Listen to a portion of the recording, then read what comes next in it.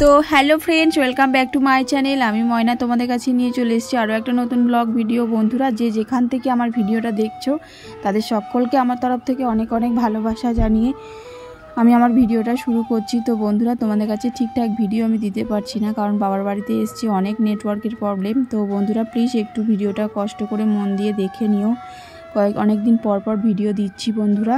তো দেখো, সকালবেলা বাবার বাড়ি তো গ্রামে বাড়ি, সবাই জানো। যারা জানো না তাদেরকে বলছি, মানে আমার বাবার বাড়ি তো গ্রামে বাড়ি। ধান মানে জমি চাষ হয়, তো সেই ধান আজকে বাবা বিক্রি করছে। তো সেই ধানই নিতে এসছে। সকালবেলা ঘুম থেকে উঠে দেখলাম ধান নিতে এসছে। তো ভাই এদিকে দেখো মানে লিখছে, আর কম্পিউটারে ওজন হচ্ছে কত কি ওজন, তো সেই ওজনগুলোই ভাই লিখছে। আর এদিকে দেখো আমার আর বিছনা ঝাড়বো বলে এসছি। তো বিছনাটা ঝেড়ে নিয়ে আমি এখন মুড়ি খাবার করব, তো সেটাই তোমাদের সাথে শেয়ার করব বন্ধুরা।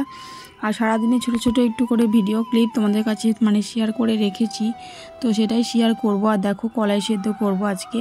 তো এগুলো হচ্ছে মুসুর ডাল, মানে ছাড়ানো না, মুসুর ডাল। তো এগুলোই মানে মুড়ি খাওয়ার জন্য সেদ্ধ করব। আর বাবার বাড়িতে বেশিরভাগ তো মুড়ি খাওয়াই হয়, তো সেই মুড়ি খাওয়ারই করবো। আর আজকে বৌমণি যাবে, বৌমণির প্রেগনেন্ট, তো ওনার বাচ্চা হবে।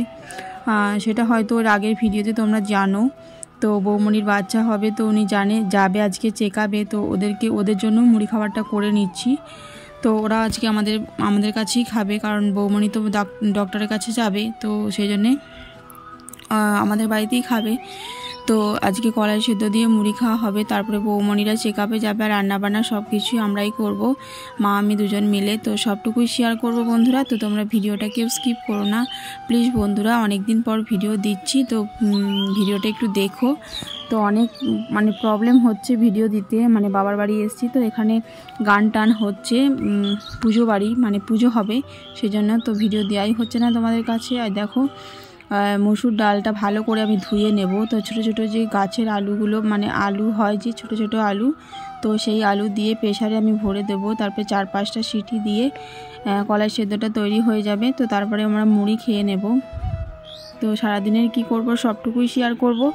তো তোমরা ভিডিওটা দেখতে থাকো বন্ধুরা, আশা করছি তোমাদের ভালো লাগবে।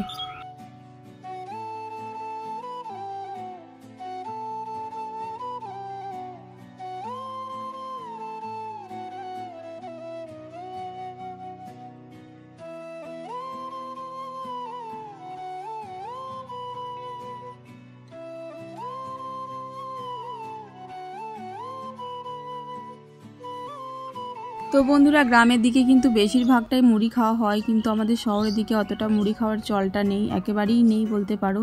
তো গ্রামের দিকে কিন্তু বেশিরভাগ মুড়ি খাওয়াটাই হয়।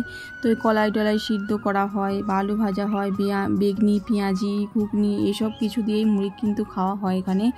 আর আমাদের কিন্তু মুড়ি খেতে বেশ ভালোই লাগে, কারণ ছোটো থেকে আমরা তো মুড়ি খেয়েছি, তো ভালোই বেশ লাগে। তো এটা দিয়ে কিন্তু মুড়ি খেতে ব্যাপক লাগে। তো চলো মুড়ি খাবারটা করে নিই, মানে আমি করব, মা প্রেসারে বসিয়ে দেব, আর মা এদিকে অন্য কাজগুলো করছে, ঘরটর মুছছে। তো চলো বন্ধুরা, দেখতে থাকো ভিডিওটা, স্কিপ করো না। দেখো 2-3 বার ধুয়ে নিলাম ভালো করে, তারপর আমি প্রেসারে ডালটা দিয়ে দিলাম। এখন জল দিয়ে দিচ্ছি, আর ছোটো ছোটো যে আলুগুলো রয়েছে তো সেইগুলো দিয়ে এটা সেদ্ধ বসাবো।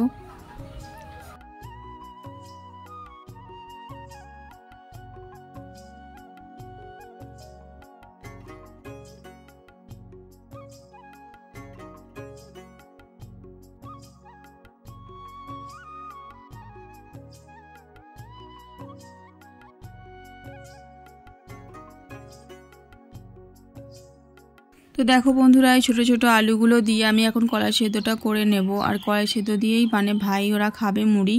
তো তারপরে কিন্তু বৌমণিকে নিয়ে চেক আপের জন্য যাবে, তো তাড়াতাড়ি করে এই জন্য আলু আর কলাই সেদ্ধটা বসিয়ে দিলাম প্রেসার কুকারে।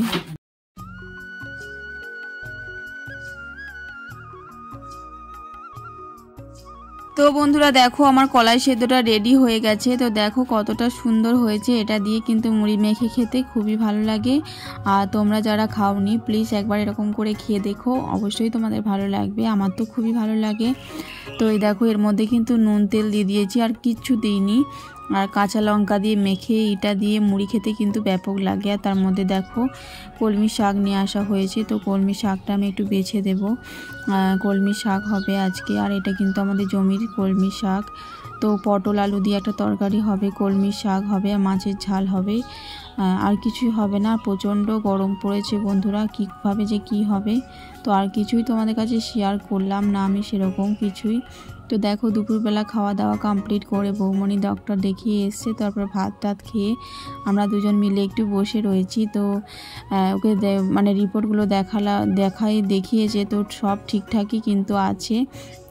তো যতদূর দেখে মনে হচ্ছে আমার যতদূর মানে আন্দাজ করেছি, মানে আমার কিন্তু ভাইপো হবে, মানে আমি যতদূর দেখে বুঝলাম, তো মনে হচ্ছে ভাইপো হবে। তো ওকে বলছি ভাইপো হবে, ও বলছে যা হবে তাই ভালো, প্রথম বাচ্চা মানে যা হবে তাই ভালো, সব যেন সুস্থ সবল হয়। আর বন্ধুরা আমার ছেলেকে যতবারই জিজ্ঞেস করছি আর কি যে ভাই না বোন, তো ততবারই আমার ছেলে কিন্তু বলছে বোন আছে।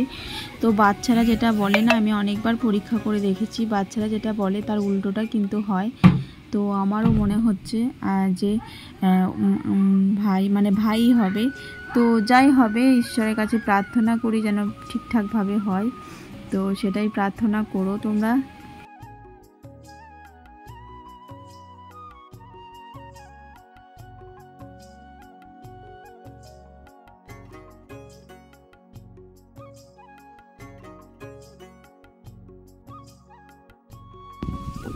তো বন্ধুরা যেটা হবে সেটাই ভালো। তো আমরা তো বাড়ির সবাই খুব খুশি, মানে ছেলে হোক বা মেয়ে হোক যেন সুস্থ সবল হয়, এটাই ঠাকুরের কাছে প্রার্থনা করি। তো অনেক মানে বৌমনির কিন্তু খুবই কষ্ট হয়, মানে একা একা রান্না টান্না করে সব কিছুই, আর কিন্তু শাশুড়ি নেই, মানে আমার মেজমা তো নেই, তো সেই জন্য ওর খুবই কষ্ট হয়। তো ভগবানের কাছে প্রার্থনা করি, আর তোমরাও একটু প্রার্থনা করো যেন আমার বৌমনি ঠিকঠাকভাবে মানে সুস্থ সবল বাচ্চা বেরোয়। তো এই যেন প্রার্থনা করো সবার ঠাকুরের কাছে। তো বন্ধুরা ভিডিওটা এই পর্যন্তই, দেখা হচ্ছে একটা নেক্সট